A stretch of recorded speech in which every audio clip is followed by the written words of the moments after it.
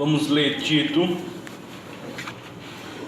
capítulo 3, verso 1 ao verso 7. Lembra-lhes que se sujeitem aos que governam, às autoridades, sejam obedientes e sejam prontos para toda boa obra. Não difamem ninguém, nem sejam altercadores, mas cordatos, dando prova de toda cortesia para com todos os homens. Pois nós também outrora éramos nécios, desobedientes, desgarrados, escravos de toda sorte de paixões e prazeres, vivendo em malícias e inveja, odiosos e odiando-nos uns aos outros. Quando, porém, se manifestou a benignidade de Deus, nosso Salvador, e o seu amor para com todos, não por obra de justiça praticada por nós, mas segundo a sua misericórdia, Ele nos salvou mediante o lavar regenerador e renovador do Espírito Santo, que Ele derramou sobre nós ricamente por meio de Jesus Cristo, nosso Salvador, a fim de que, justificados por graça, nos tornemos seus herdeiros segundo a esperança da vida eterna. Vamos orar ao Senhor, pedindo para que o Senhor nos abençoe nesse momento. Ó Deus, te louvamos, Senhor, porque o Senhor cuida do teu povo, o Senhor tem cuidado de nós, Deus. Ó Deus, tem ajustado os nossos relacionamentos. Ó Deus, através da tua palavra temos aprendido, Senhor, coisas que nos eram estranhas. Ó Deus, quando vivíamos longe de ti, ó Deus, quando éramos teus inimigos. Ó Pai, por isso, Pai, estamos aqui, Senhor, para, ó Deus, te pedir, Senhor, tem misericórdia de nós, que o teu Espírito Santo possa clarear as nossas mentes nesse momento e que a tua palavra possa ser pregada. Ó Deus, ajude o teu servo, ó Deus, que irá expor, ó Deus, para que eu possa, ó Deus, falar, Senhor, somente o que convém de acordo com os teus oráculos. Ó Pai, nos ajuda, nos fortalece. Ó Deus, agradecemos por tua intervenção em nossas vidas. Em nome do teu Filho amado Jesus, é isso que te pedimos. Amém. Irmãos, temos dado uma pregação, nós temos pregado no livro de Tito, já estamos no último capítulo e isso tem sido coisas maravilhosas, ou nós temos visto coisas maravilhosas, nas nossas vidas, temos mudado profundamente. Tito é uma carta que tem nos falado profundamente, tem nos dado instrução para a vida, e eu tenho visto muito progresso no nosso modo de viver, no nosso modo de agir, no nosso modo de pensar, e cada domingo aqui é uma oportunidade de conhecer mais acerca de quem nós somos e de quem Deus é, e isso é muito bom. Começamos e entramos no capítulo de Tito, no capítulo 3, já nos deparamos com Tito sendo exortado por Paulo a falar com os irmãos acerca dos relacionamentos externos, como os irmãos deveriam se relacionar com os aspectos externos, com os governantes. Nós vamos ver com o próximo como é que deve ser esse relacionamento agora com os governantes. Nós sabemos e temos visto que Tito está na ilha de Creta, e na ilha de Creta existem várias igrejas, e essas igrejas estão contaminadas por várias heresias, por várias coisas que não convêm ao crente. Homens se infiltraram no meio da igreja e se intitularam homens doutores que traziam algo novo para a igreja, ao qual não era o evangelho de Cristo. Então nós vemos Paulo primeiro fazendo a triagem, dizendo o seguinte: olha, eu vou mostrar primeiro a você, Tito, as características fundamentais para se eleger presidentes, episcopos, pastores nas igrejas na ilha de Creta. E nós vemos que ele começa a falar e traçar um parâmetro. e automaticamente nenhum daqueles homens que ali estavam passavam no crivo, né? Eles eram totalmente excluídos, porque eles não tinham nenhum perfil para estarem à frente da igreja de Cristo. E nós vemos logo depois, no capítulo 2, que Tito agora é instruído a falar com o povo acerca da vida diária. Ele começa a falar com Dona Zefinha, com o seu José, ele começa a falar com o Júnior, ele começa a falar com a Maria, ele começa a falar com os escravos, os trabalhadores, ele começa a falar com o povão.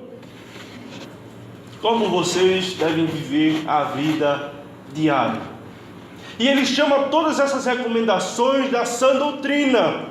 Ele diz, olha, isto que é sã doutrina, porque era um contraponto ao que estava sendo debatido e afirmado dentro das igrejas de Creta. Coisas que não convinham, coisas que não iam nem para frente, nem para trás, e não executava e não promovia a fé dos que ali estavam na igreja de Creta. E Paulo vai dizer, olha Tito, eu te chamo agora a missão de promover a fé. E a promoção da fé não é só mexer com o intelecto humano. A promoção da fé é fazer com que os homens comecem a andar e a viver de conformidade com o evangelho que eu tenho pregado, por intermédio de Cristo Jesus. Nós vemos que várias coisas foram modificadas, eles foram chamados. Podemos ter certeza que os falsos mestres foram calados naquelas igrejas, através dessas recomendações.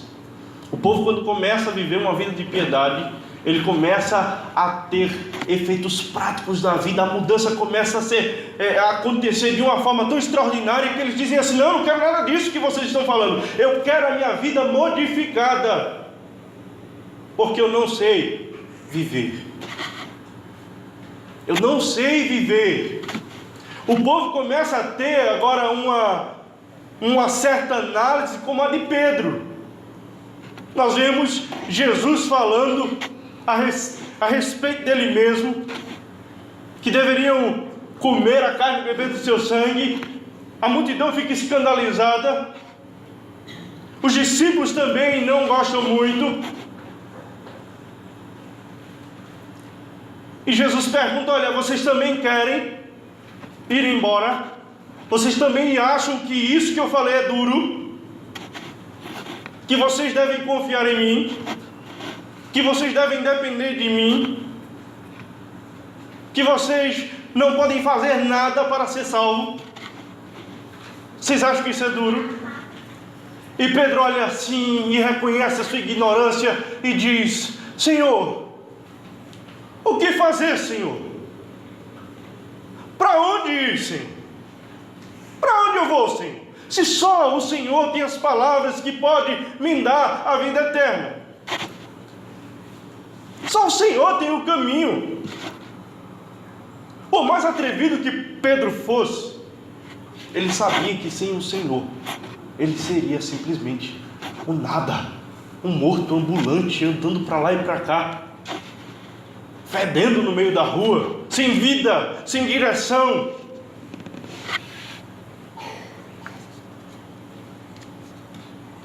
E assim nós somos sem o Senhor. Assim nós éramos sem o Senhor. Por isso que o povo agora tem que prestar atenção acerca do que e para que nós somos chamados. Por que você está escutando a palavra do Senhor? Porque o que fazer, para onde ir, se só o Senhor tem as palavras de vida eterna, só o Senhor me guia nesse mundo, só o Senhor, não é ninguém, só o Senhor.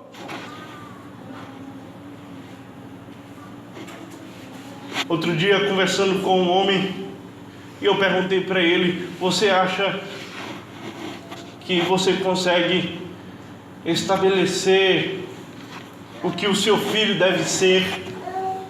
Você acha que você consegue instruir o seu filho a respeito do caminho que ele deve andar? E ele disse, assim, não. Eu não acho que eu consigo influenciar o meu filho a ele querer escutar pagode ou rock. Eu naquela conversa, eu analisando, disse, meu Deus, olha o tipo de pensamento que eu possuía ao respeito da vida, a respeito do mundo. Quando eu iria falar, porque eu também era um ímpio, eu também estava longe de Deus, quando também eu estava indiferente às coisas de Deus, eu pensava em coisas totalmente inúteis, sabe? Música. Você pensar em música enquanto existe tanta coisa a ser mudada nas nossas vidas. Você pensar em música quando o que está em jogo é a eternidade. Vocês pensar em música enquanto o que está em jogo é o estar longe da presença de Deus. É isso que o mundo pensa.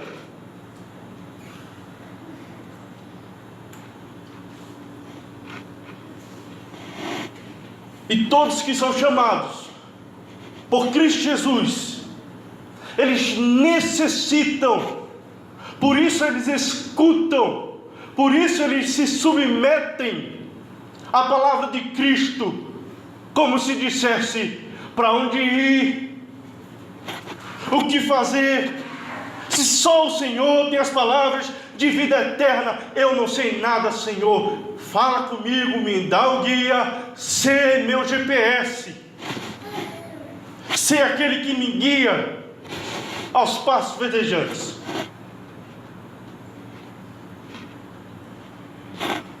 E o povo viu a condição do seu viver na etiqueta e disse: não é possível que eu continue vivendo desta forma.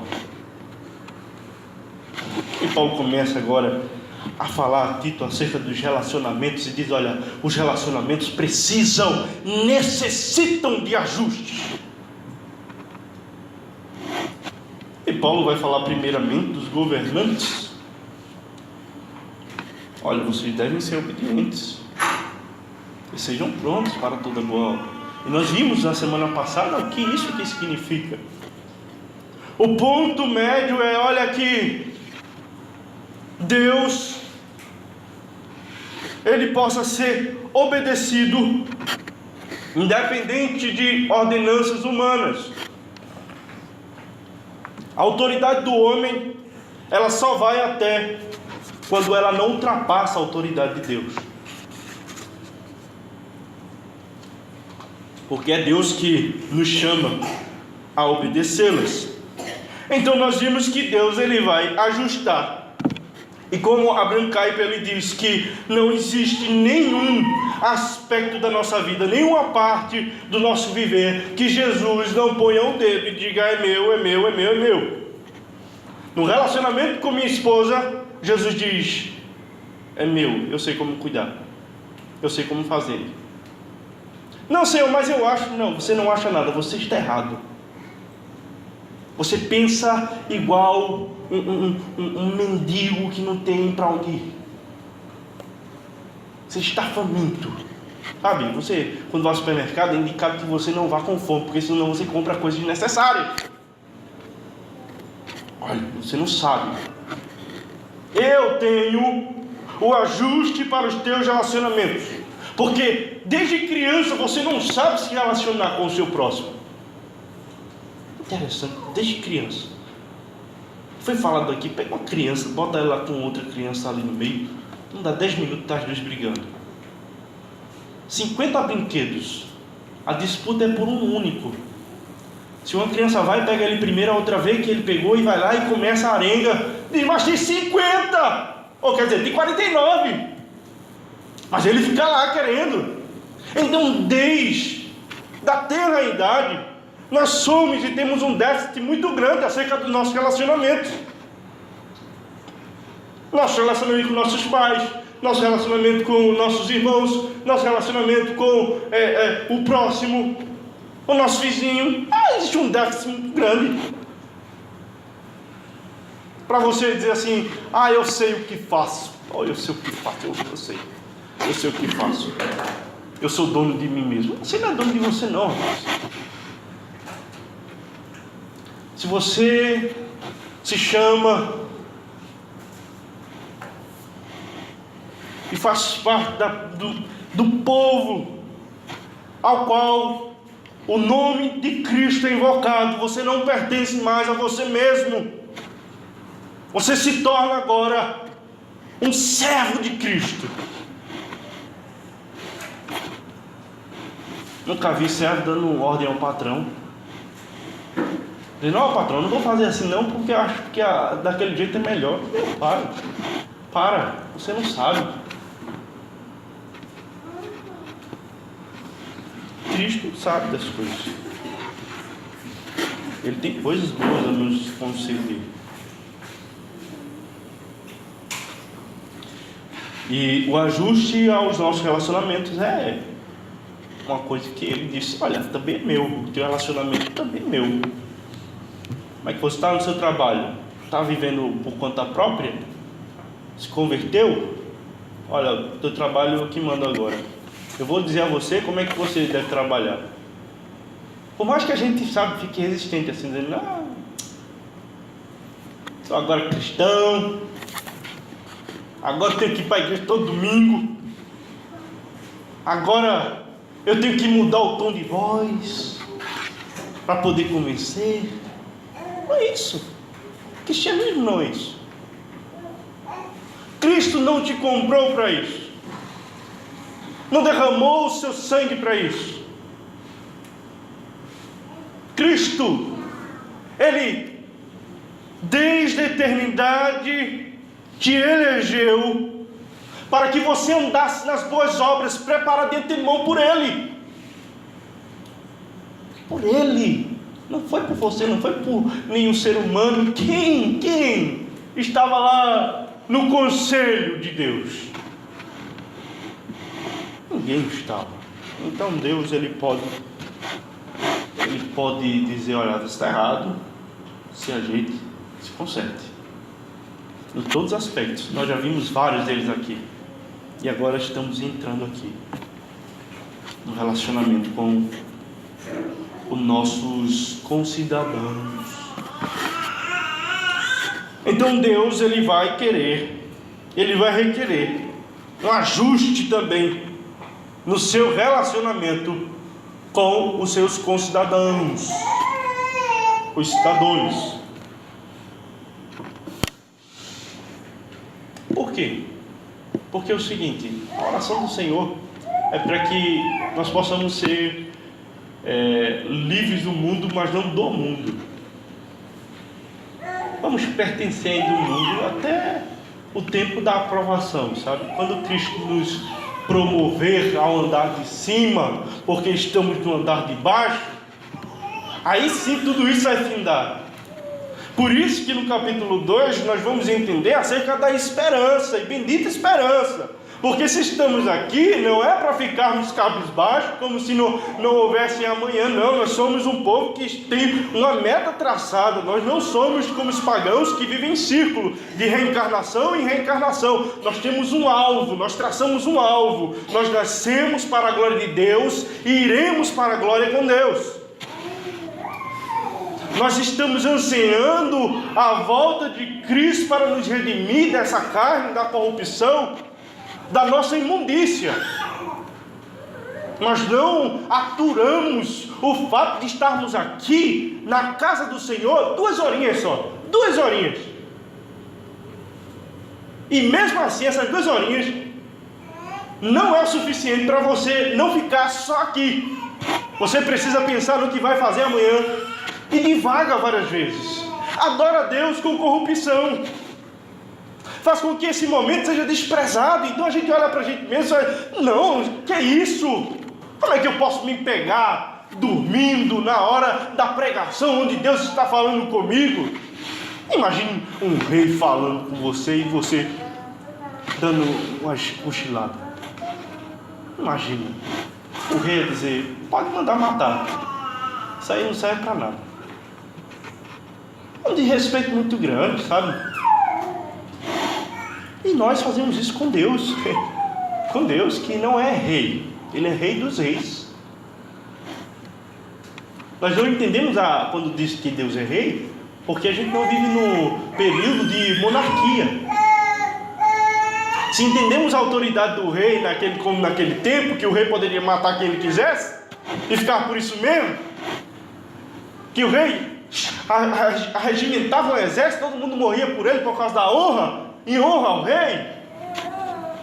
E eles viam a figura do rei, quando a palavra diz, olha, Deus é o rei dos reis. Aí as pessoas, peraí,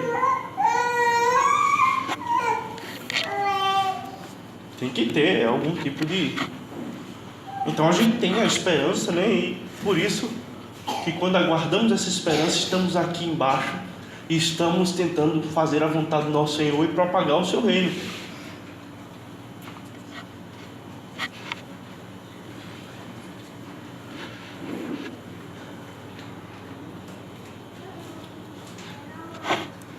Nós vamos ver que Paulo, ele vai discutir a vida piedosa mais uma vez. Ele diz, olha,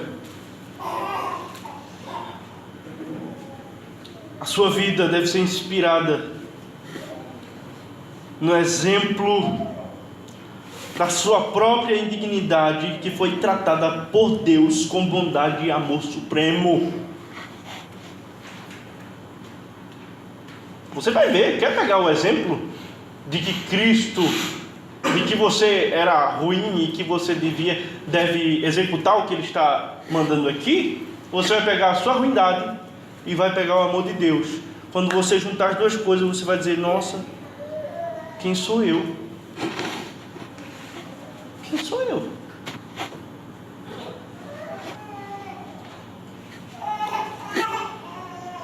Verso 2.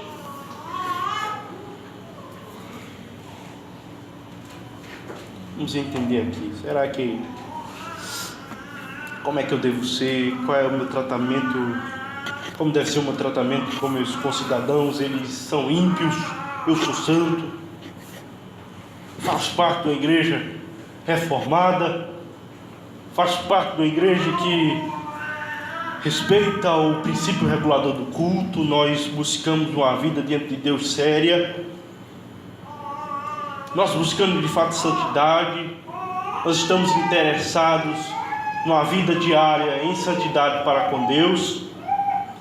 E aí, e tem aquele vizinho lá chato, pagão. Tem aquele vizinho lá que insuportável. Como é que eu devo agir com esse homem? E agora o seu relacionamento, como é que você deve se relacionar?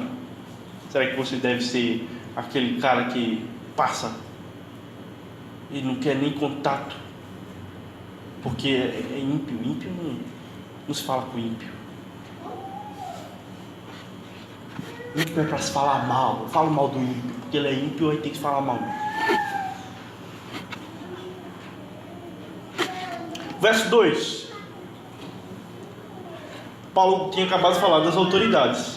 Aí ele passa para o próximo ponto.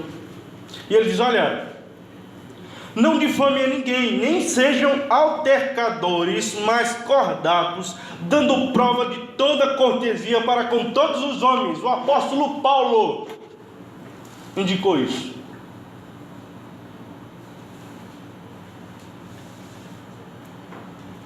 E esse todos os homens aqui vai incomodar. Como assim todos os homens?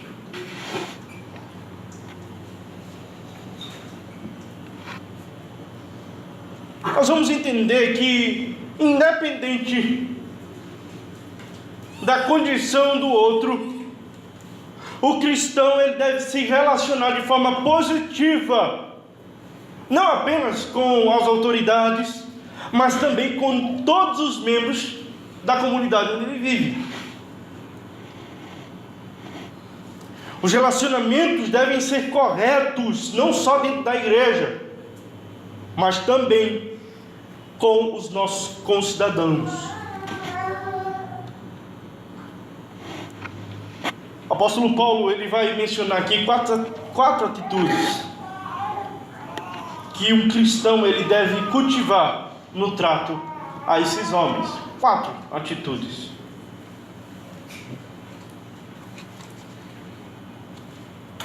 Em primeiro lugar, ele vai dizer o seguinte: olha, não destrua a reputação das pessoas. Não destrua a reputação das pessoas. Tiago vai falar isso. Com a língua nós bendizemos a Deus, e com a mesma língua nós amaldiçoamos os homens, feito a imagem desse Deus. Ele vai dizer o seguinte: olha, a primeira coisa que vocês têm que aprender é que vocês não devem difamar ninguém. No grego aqui está blasfêmio. Não seja blasfêmio com os outros. Não use de blasfêmia com os outros.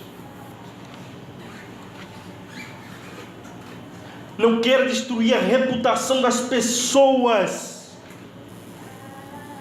Vocês, moradores da ilha de Creta, cristãos, são chamados a controlarem a língua. Controlar a língua. Não é questão de fazer trava-línguas para poder falar melhor. A questão é saber quando falar e como falar. Como falar. Não blasfeme a ninguém. Você sabia que você pode blasfemar o seu irmão? Blasfemar contra o seu vizinho? Ou você só pensava que poderia blasfemar contra Deus? E quando ele fala aqui a ninguém, é ninguém. Segure a língua. Segure a sua língua. Não blasfeme. Não blasfeme. Não fale mal. Não injurie. Não insulte. Não calunie. Não difame.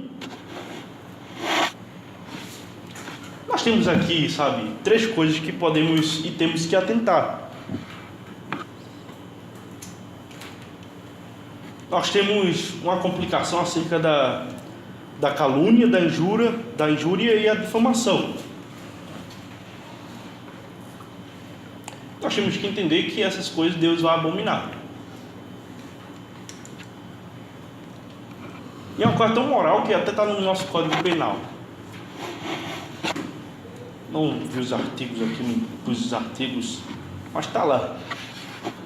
Calúnia, injúria e difamação é crime.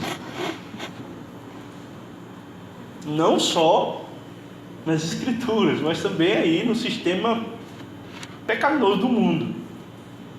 Para você ter ideia de que se a eles não é permitido, a nós muito menos. Muito menos. A calúnia é a imputação falsa de um fato criminoso a alguém. Eu vou contar uma história mentirosa na qual a vítima teria cometido um crime. Chegar assim para o meu vizinho, não gosto dele, e diga assim: sabe Renato? Tomara que não tenha ninguém aqui chamado Renato. Sabe Renato? Renato, ele entrou na casa de Roberta e roubou a joia dela. Isso tudo é mentira. Eu quero fazer isso para destruir a reputação e para acusar ele de algo que ele não cometeu. Isso é calúnia.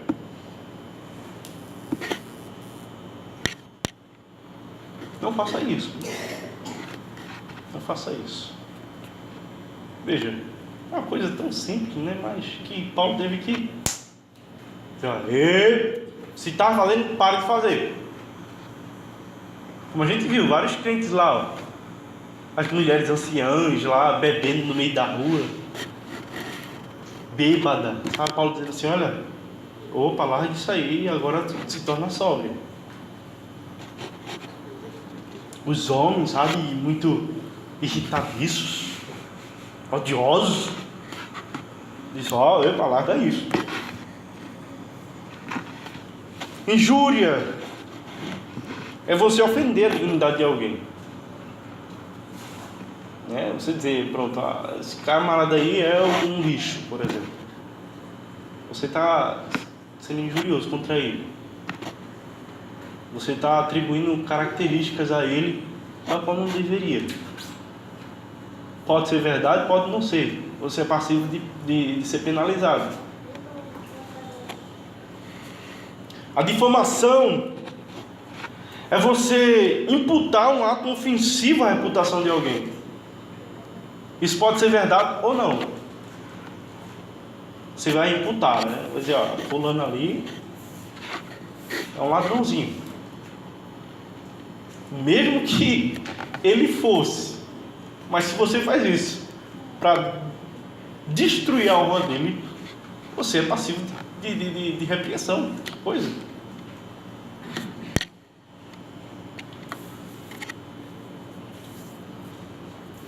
A difamação, sabe, é o assassino moral. Você vai tentar assassinar a reputação. Você não está ali para resolver o problema. Você só quer assassinar a reputação dele porque você tem ódio dele, você não gosta dele. Aí você vai assassinar.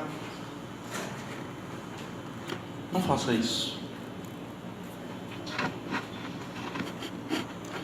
Sabemos que a língua e o pecado que ela carrega é um dos mais devastadores. Nós já estudamos a carta de Tiago aqui, vimos a respeito disso. Tão pequena fagulha pode colocar em incêndio tão grande de selva. Um pequeno lemezinho que controla o barco pode fazer com que o barco, ele vá contra a pedra e naufrague. Assim a língua é um pequeno órgão que, se a gente não controlar, nós estamos fritos. Que língua! Muitas vezes a gente só quer saber vamos tratar aqui sobre prostituição. Vamos tratar aqui sobre quem roubou. Vamos tratar aqui sobre quem matou. Vamos tratar aqui quem está sendo um desobediente a Deus. Vamos tratar aqui sobre como você está sendo, transgressor. Mas existe um pecado que é muito pouco falado, é a língua.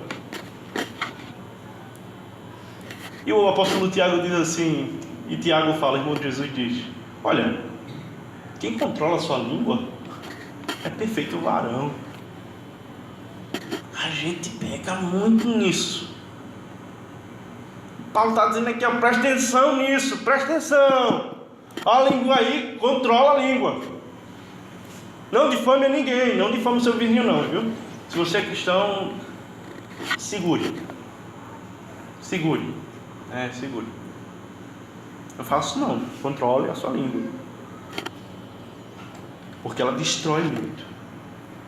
Conta essa história de uma mulher que fala mal da outra, destrói a reputação, difama.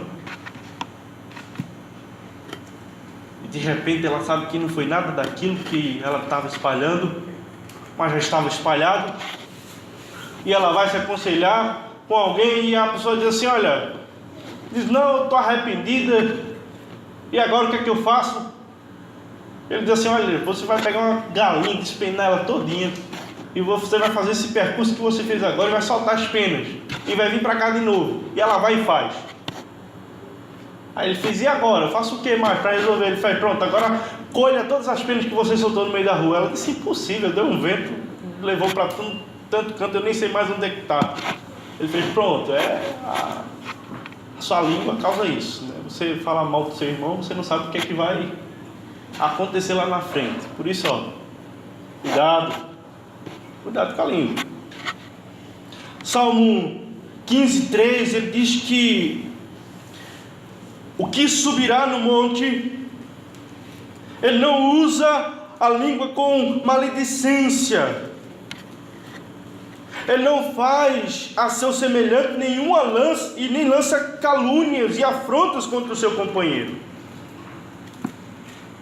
Nós cantamos aqui o Salmo 15, que maneira, né?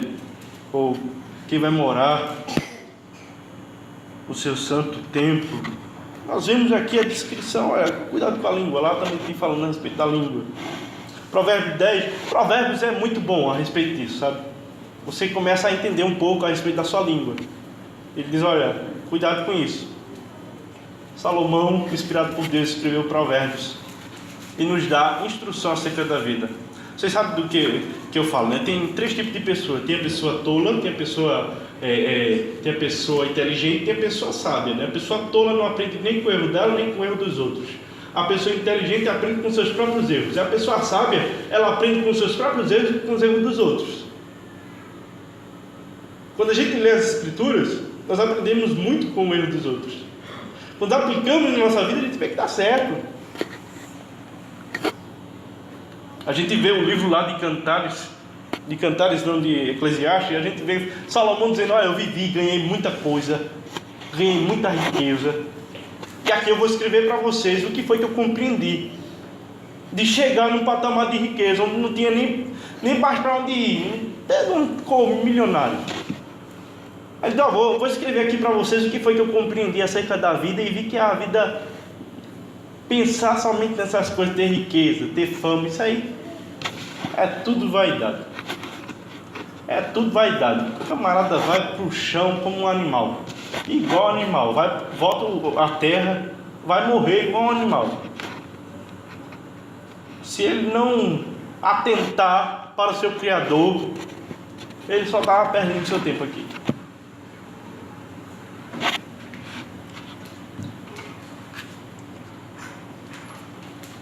Provérbio 10:18, quem esconde o ódio tem lábios falsos, e quem espalha calúnia é insensato.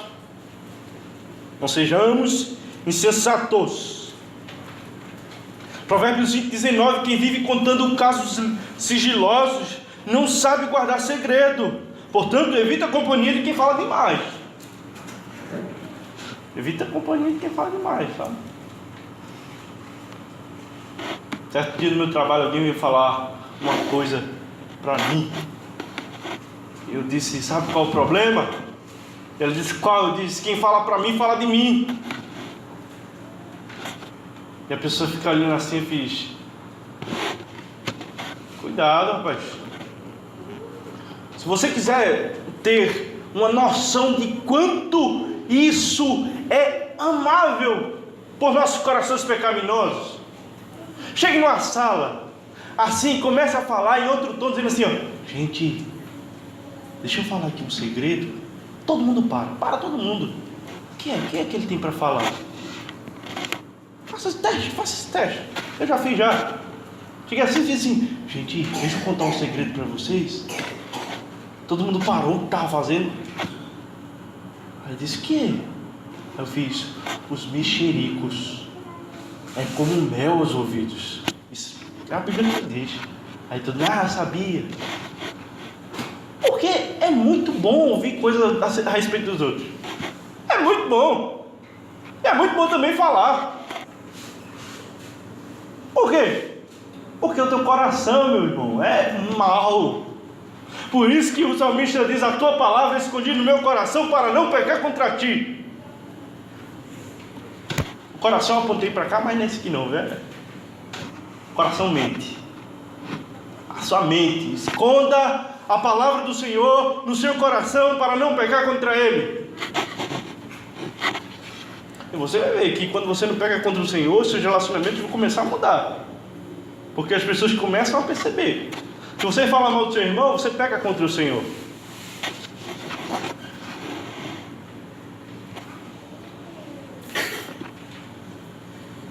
Olha para isso, quem vive contando casos sigilosos, deixa eu contar um segredo. Pode, essa pessoa.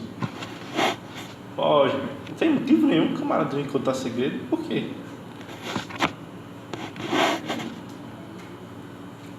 São pessoas assim que a gente observa.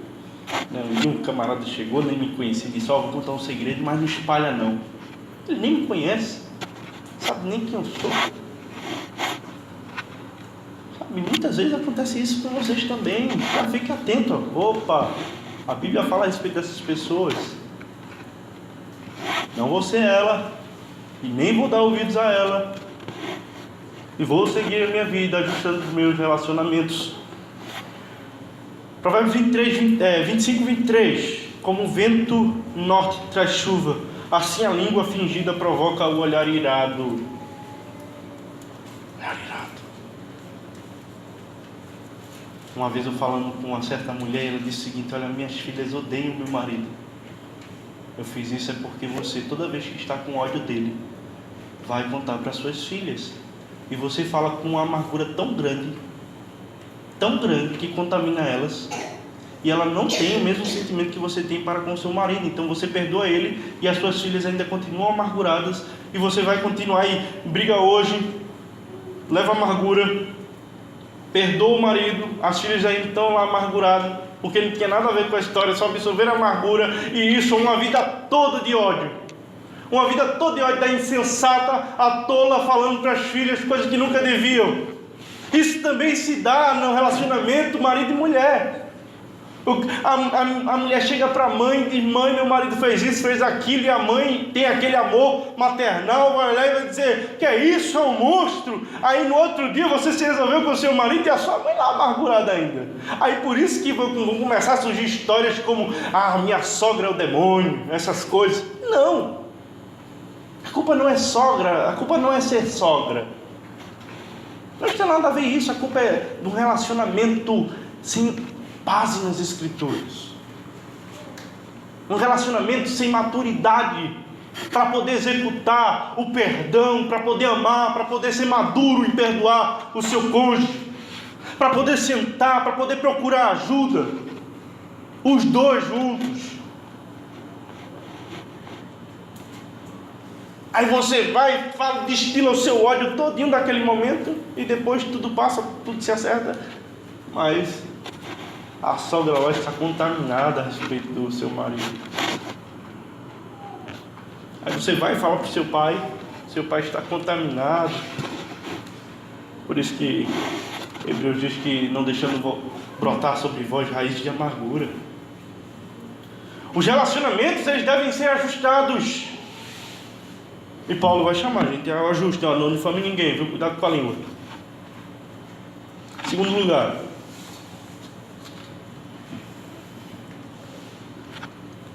não destrua os relacionamentos com as pessoas. Não destrua os relacionamentos. Nós somos chamados a promover a fé.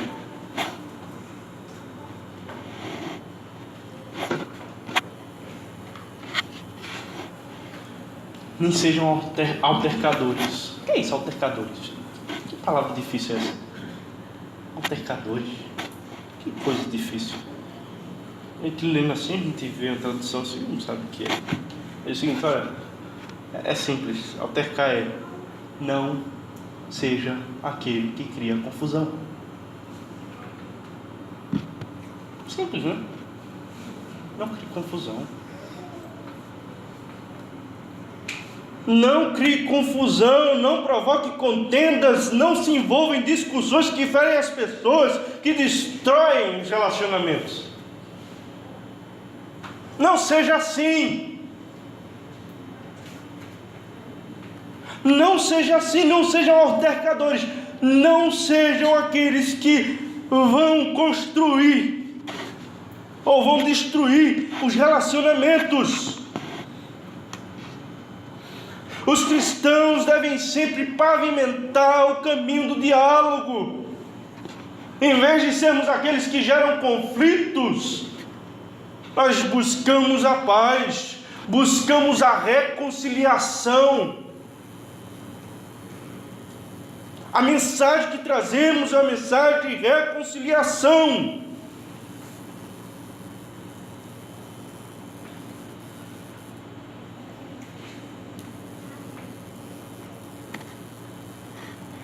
Nós devemos buscar a reconciliação ao invés de sermos altercadores. Provérbios 15, 18 diz que as pessoas de mau gênio sempre causam problemas, mas a que tem paciência traz a paz. Tem mau jeito, vai trazer todo tipo de discussão, sabe? Maledicência, mas que tem paciência. Traz a paz. Provérbios 22:10: quando se manda embora o zombador, a briga se acaba, cessam-se as contendas e os insultos.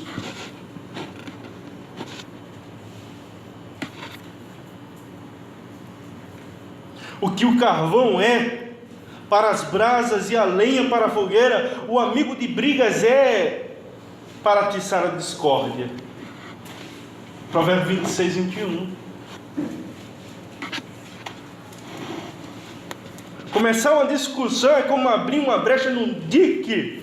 Por isso, resolva as questões antes que surjam a contenda. Que surja a contenda. As palavras do tolo provocam brigas e as conversas atraem açoites. Provérbios 18:6. O que eu li antes foi Provérbios 17:1.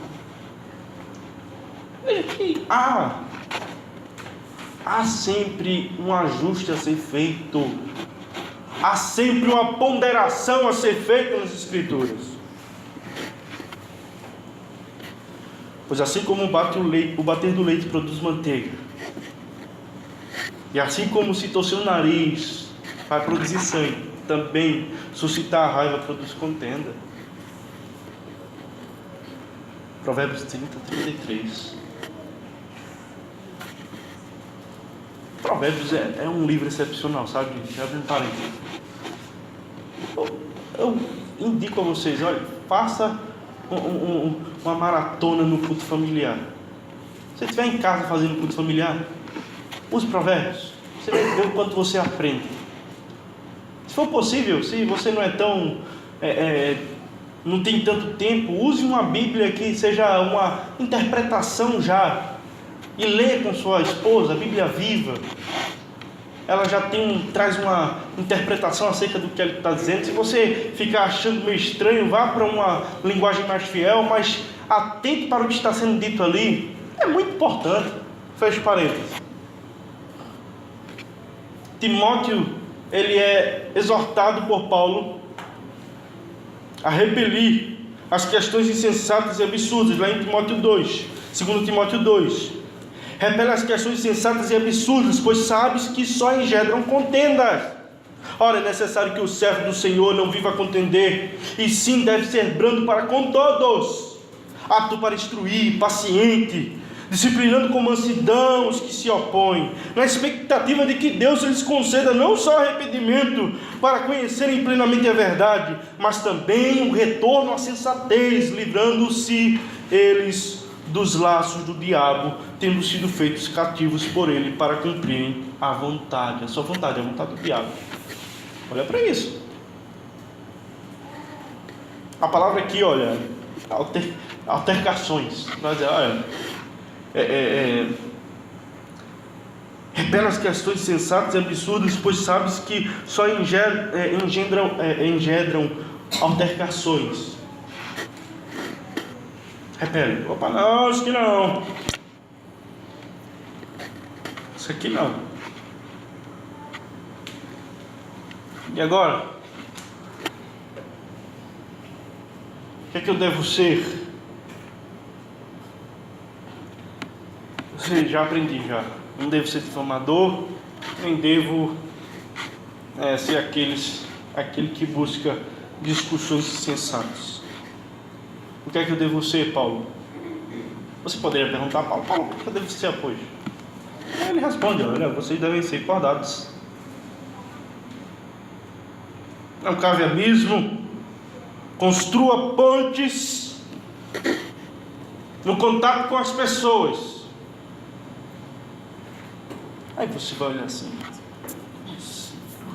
por que eu devo ser assim? Paulo vai dizer, olha, sejam cordatos. Sabe o que é cordatos? Sejam suaves, gentis, convenientes.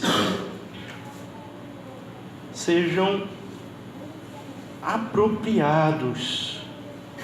O cristão precisa ser uma pessoa polida. Cretenses, vocês precisam se polir no relacionamento. A sua língua deve ser um remédio e não uma espada. Deve ser medicina para os ouvidos e não veneno. Vocês precisam tratar uns aos outros com dignidade e respeito. Precisamos viver em paz uns com os outros. Romanos 12:18, Paulo vai dizer: olha, se possível, quanto depender de vós, tendes paz com todos os homens. Para você não ficar pensando também: Paulo me mandou lá, eu ser suave sempre. Não é isso. Paulo está dizendo o seguinte: olha, se depender de vocês, tende paz com todos os homens. No que depender de vocês, viu? Porque nós sabemos que o Evangelho traz uma divisão que muitas vezes vai criar situações onde nós não temos o controle.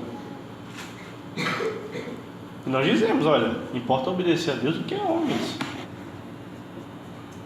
Nós vemos essas verdades estampadas no Evangelho. Você pensa, né? A mesma coisa que você pegar um homem, sabe, um homem e falar da maldade dele, de que ele deve se arrepender, quando ele se acha justo, vai ficar com raiva de você, mas você, né, vai gerar aquela velha afirmação. Quando a gente vai pregar o Evangelho, geralmente surge o e tu, né? Eu já expliquei aqui o que é o e tu, né? A gente vai explicar: olha, o Evangelho diz isso acerca do homem, você deve se arrepender dos seus pecados, tal, e mostra para ela a necessidade de Cristo, e ela olha e não se arrepende do seu pecado. Ela diz: e tu também está assim, tu também está no mesmo barco. E elas acham que isso vai justificá-las. Não, meu filho, e tu, eu necessito de Cristo. Dentro disso aqui que eu falei, eu sou pior. Eu só sou um mendigo dizendo a outro mendigo: olha, ali está comida. Eu não forneço comida para ninguém. Eu mesmo não forneço comida para ninguém. Eu estou dizendo só a você: olha, ali eu consigo comida.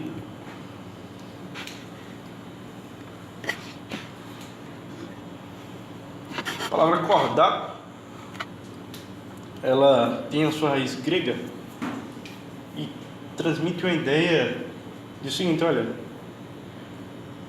você deve ser um homem pronto para temperar justiça com misericórdia. Isso aqui é difícil fazer, viu? Logo dizendo: justiça com misericórdia. É aí que a gente cai. Muitas vezes a gente está tão bitolado com a justiça que esquece que a misericórdia também deve ser executada. E muitas vezes é o contrário. Nós vemos a misericórdia e exercemos a misericórdia, esquecendo da justiça. E não é assim. Quando fala aqui em sermos cordatos, epieques, faz o seguinte: olha, misture os dois. E depois ele vai concluir em quarto lugar dizendo o seguinte: olha, você deve ter um senso de que muitas vezes você vai ter que abdicar do seu próprio direito, dando prova de toda cortesia, gentileza, bondade, humildade para com todos os homens. A ideia aqui, a palavra no grego, ela traz uma ideia de que você seja manso, bondoso, gentil. Então, uma pessoa na fila há meia hora, para vocês entenderem mesmo o que é que está a mensagem aqui desse termo. A pessoa na meia hora na fila, Aí você está lá, quando vai chegar a sua vez, alguém chega e diz: amigo, estou com essa conta aqui para pagar, eu poderia, estou apressado, eu poderia pagar na tua frente.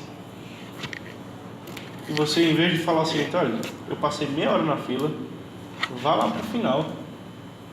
Ou você não passou essa meia hora aqui, vai para trás de mim. E você olhar assim e dizer: olha, ok, é meu direito, mas estou cedendo aqui para você, vá lá, pague. É essa a ideia aqui que o texto está trazendo. Cortesia, gentileza. Eu poderia dizer: não, nada, eu não vou não. Fica aí atrás, espere eu pagar minhas contas, depois você paga a sua. É essa a ideia que o texto está trazendo. Para com todos os homens. É o meu direito. É o meu direito. Eu poderia executar esse direito sobre você. Mas a misericórdia,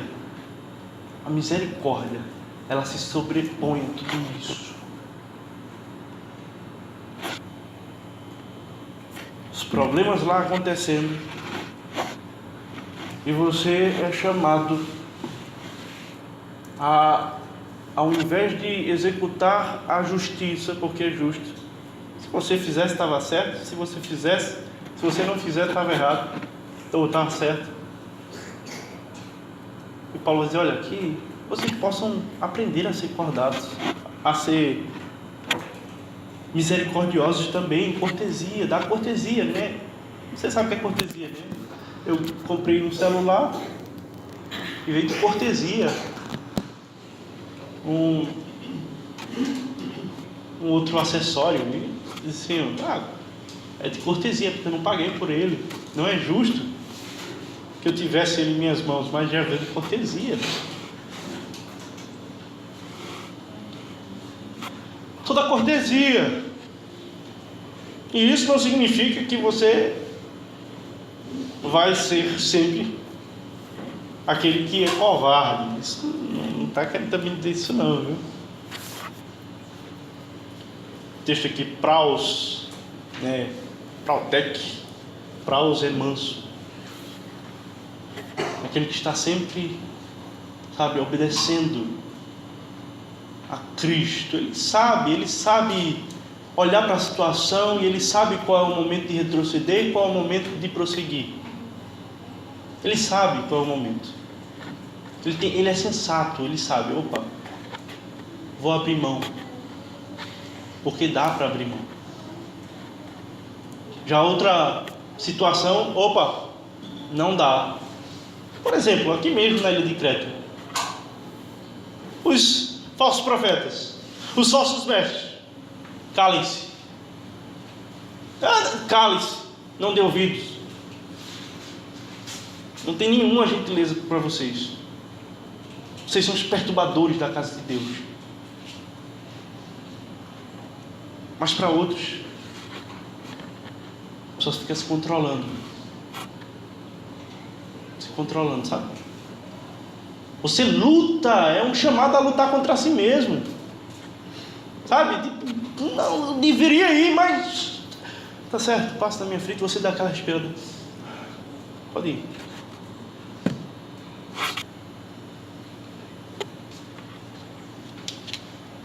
Cortesia para com todos os homens, sabe? Um reflexo disso é no casamento, sabe? No casamento a gente faz muito isso. As mulheres principalmente, que são chamadas a fazer muito isso. O homem faz as coisas e ele não lembra que fez isso, porque o homem é complicado, ele não lembra que fez isso. A mulher fica de cara feia para ele, e ele vai lá perguntar, ou não perguntar, né? Ele não vai perguntar, e a mulher vai lá nele: ele devia falar comigo porque ele me magoou, mas eu vou ter que ir lá falar com ele para dizer que ele me magoou e a gente se resolver aqui agora. É direito meu me magoar porque ele me magoou, mas eu vou ter que guardar esse rancor para que isso possa ser resolvido agora.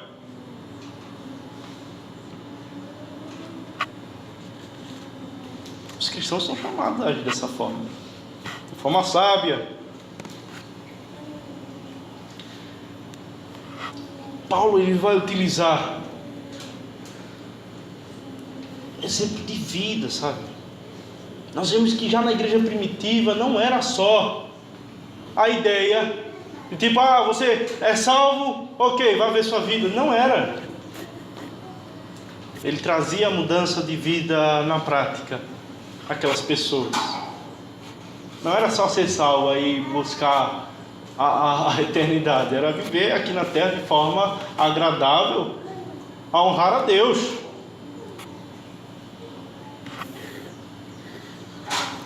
E por que isso tudo? Por que eu devo ser tão esses atributos? Verso 3: pois nós também outrora éramos nécios, desobedientes, desgarrados, escravos de toda sorte de paixões e prazeres, vivendo em malícia e inveja, odiosos e odiando uns aos outros.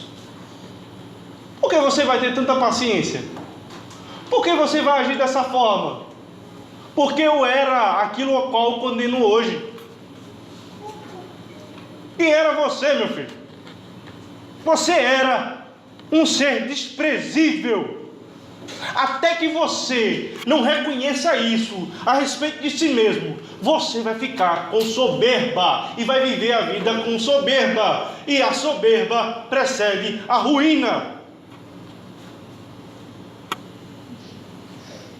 Se você continuar com soberba, no último dia, quando você encontrar a Cristo e for dizer: meu Cristo amado, e já sabemos a história, ele vai dizer assim: quem é você? Apartai-vos de mim, maldito, não te conheço não. Eu não te conheço, jamais te conheci. Você nunca reconheceu quem você era. Você nunca usou de compaixão. Eu usei de compaixão com você. Eu morri. E você nunca reconheceu isso. Você nunca executou a paixão que eu executo em cima dos meus eleitos. Você achava que você era eleito, mas com soberba, está aqui você e está aqui eu. Maldito, reprovado. Tchau. Era assim.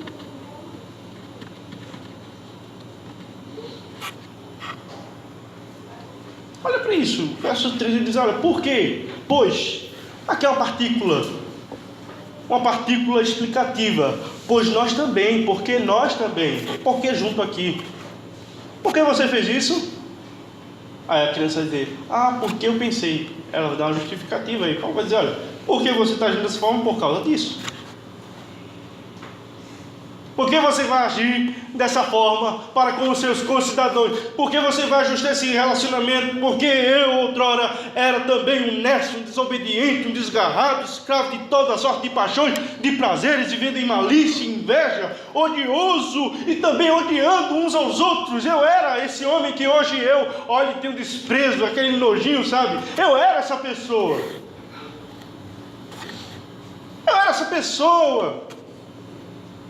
E eu sei que quando Cristo vem, Ele não vem com o intuito de condenar, porque o mundo já estava condenado. Ele vem com o intuito de salvar pecadores. Essa é a missão, é o Evangelho e boas novas. Qual é a boa nova? É o Evangelho. Meu filho, você está correndo para o inferno. O Evangelho, ele está aqui e Jesus vem e lhe redime todo o seu pecado. Isso é boa nova. E você diz assim: nossa, eu era isso, estava correndo para lá, para o inferno, Jesus me salvou. Nossa, e agora? Tem ali o fulano que está correndo também. Imagina: rapaz, está indo para o inferno também, rapaz. Se arrepende. Não, você vai olhar assim para o inferno que eu fui tirado, e você vai dizer: rapaz, não vai por aí, vai tentar fazer de tudo para poder fazer com que aquela pessoa não vá para o inferno, porque ela já está condenada. Não é o que você vai fazer que vai fazê-la mudar de ideia. É Cristo Jesus, é pedir ao Senhor: Senhor, tem misericórdia. Veja aquele grande pregador que dizia: Senhor, me dá a Escócia, ou senão eu morro. Senhor, me dá a oportunidade de pregar essas almas. David Wilkerson chegou lá no Brooklyn, via aquelas almas todas se prostituindo, drogados. E de vez em quando assim, ó, para aí, que coisa horrível. Ele diz assim: Senhor, eu vou me mudar para aqui, eu vou ser um agente de transformação, Senhor, me ajuda, Senhor, olha para esses homens como homens a qual o Senhor morreu. Me ajuda, Senhor, não sei por que o Senhor morreu, mas alguém aí há de se arrepender dos seus pecados. Eu quero ser esse agente, Senhor. Transforma, Senhor, meu modo de agir com os outros. Renova, Senhor, reajusta, Senhor, meus relacionamentos. E depois vamos ver que isso tudinho só vai se dar. Essas coisas tudinho só vai acontecer e se executar se você conhecer a Deus.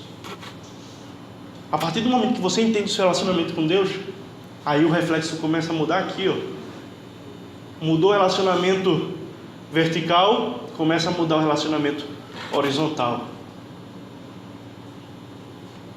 Um dia Davi, para finalizar, um dia Davi estava sendo perseguido por Saul, e ele estava lá com seus valentes, 400 homens. Ele está na cidade, ele sempre procurando abrigo, indo de cidade em cidade, fugindo do rei Saul. E ele vai no campo e ele diz: olha, tem uns pastores ali, é época de colher as lãs, vamos ajudar esse povo, vamos ficar aqui tomando conta e Saul não vai descobrir que a gente está aqui mesmo. Vamos aqui cuidar desses homens. Olha, pessoal, não faz nada com ninguém, a gente vai proteger eles. E lá eles começam a proteger, começam a passar dias, e dias protegendo, fazendo a guarda. Os homens de Davi trabalhando também para que aquilo acontecesse. Aí Davi, quando chega ao fim, quando os pastores vão voltar para poder fazer, para tosquear as ovelhas, aí Davi manda os seus moços e diz assim: olha, vai lá também com os trabalhadores e diz assim: olha, Davi, o teu servo, tem visto que o Senhor tem feito prosperar a tua casa. Se for possível, nos ajude em alguma coisa aí. A gente protegeu e tal. Aí o senhor daquela vinha, um homem chamado Nabal. Ele olha assim e diz: ó, quem é Davi? Quem é Davi? Ó, vários escravos se soltam aí, estão se achando. Rapaz, Davi, quando recebe a notícia, diz: como é que é a história? Como é que é a história? Eu vou matar todo mundo. E Davi se acende um ódio em Davi. E Deus disse a Davi que todos os inimigos de Davi seriam entregues na mão dele. Todos. Se Davi se surgisse contra a cidade, ele ganhava. Porque não eram os homens que davam a vitória, era o próprio Deus que tinha garantido a ele: olha, eu serei contra os teus inimigos. E Nabal agora estava na mira de Davi. E Davi junta os homens e diz: vamos lá e vamos acabar com tudo. Quando os servos olham para aquela situação, começam a tremer na hora, porque Nabal falou com muita rispidez. Ele não tinha contratado o serviço de Davi, ele não tinha nenhuma obrigação de fazer nada, porque não pediu. Mas só pelo jeito que ele falou, provocou e acendeu a ira de Davi, de tal forma que Davi estava indo lá para matar até as crianças.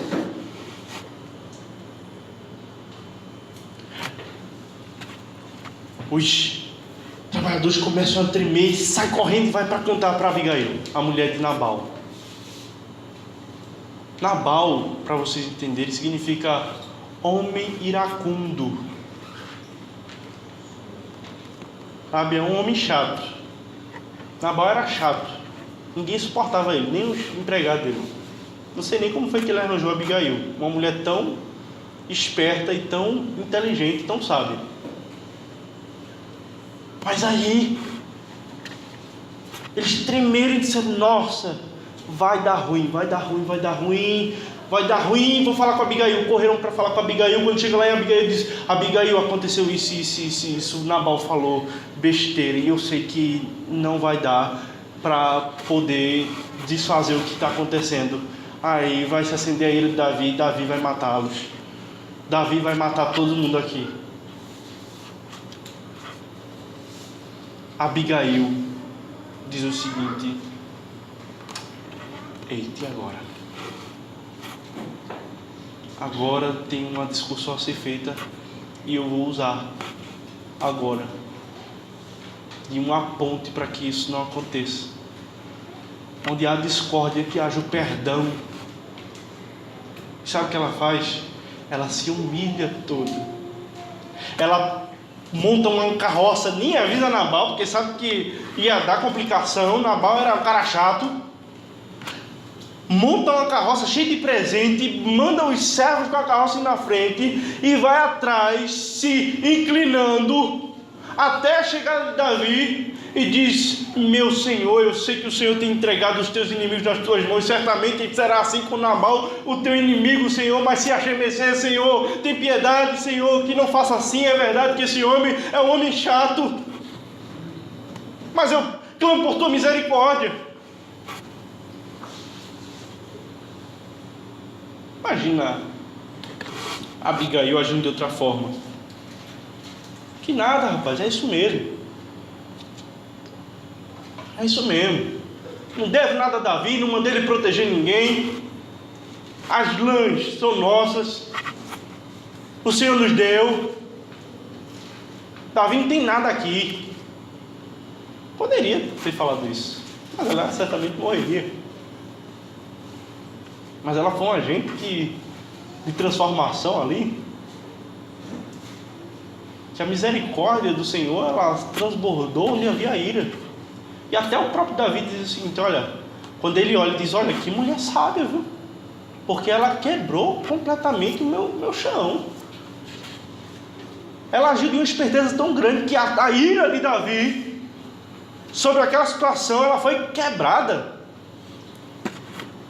E Davi olha assim e diz: rapaz, olha, graças eu dou a Deus que me livrou agora de um crime de sangue, porque eu ia matar porque eu estava com ódio no meu coração. Davi estava errado, mas o Senhor tinha entregado Nabal nas mãos dele. Aí Abigail volta para casa.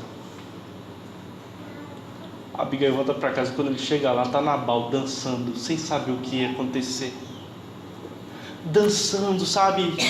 Como quem acha que a vida está aos pés dele. Sem perceber que vinha 400 homens para destruir tudo dele. Homem ignorante da situação. Não estava nem aí para os outros, sabe? Só estava aí para si mesmo. E ela fez: ó, tá bêbado, tá também alterado. Se ele, bom, já é alterado, imagina bêbado. Vou esperar amanhã ele acordar e conta ele o que foi que eu fiz, para ver se ele, pelo menos, tipo: mulher, obrigado, mulher, por tudo que você fez. Eu ia morrer. Mas sabe o que aconteceu? Quando ele acordou, né? Escovou os dentes. Tinha escova aqui dentro.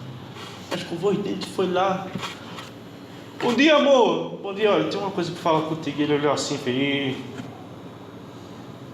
olha, ontem eu fiquei sabendo que Davi vinha aqui matar todo mundo. Ele ia matar porque Deus entregou ele nas nossas mãos. Deus entregou a gente nas mãos dele. Sabe o que ele fez? Ele morreu de raiva. Ele teve um AVC, provavelmente. Ele ficou paralisado de tanta raiva que foi executado ali na hora. Ele não reconheceu que ele estava errado. Ele ficou com raiva de Abigail, com raiva de todo mundo, com raiva das coisas, porque todo mundo era culpado menos ele. E ele, puf, estoura a veia, ele fica paralisado e morre. Continuou sendo inimigo de Davi. E a Bíblia diz lá em 1 Samuel 25, depois você vê, que Deus o matou. Foi Deus que o matou. porque não executou os princípios de misericórdia que o pai da sua casa, Caleb, executaram outra hora. Que nós possamos agir conforme a palavra do Senhor tem nos dito e tem nos chamado a fazer. Quem é você em todo o processo? Quem é você? Será que você está difamando? Será que você gosta de ficar falando mal do seu próximo? Será que você é aquele briguento que ninguém atura? Nabal? Será que em Areias tem algum Nabal? Será que aqui tem algum Nabal insuportável? Cuidado com a AVC.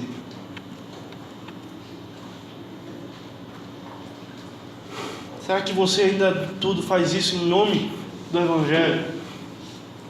Você é o cara chato por causa do Evangelho. Você tem buscado a guerra ou a paz?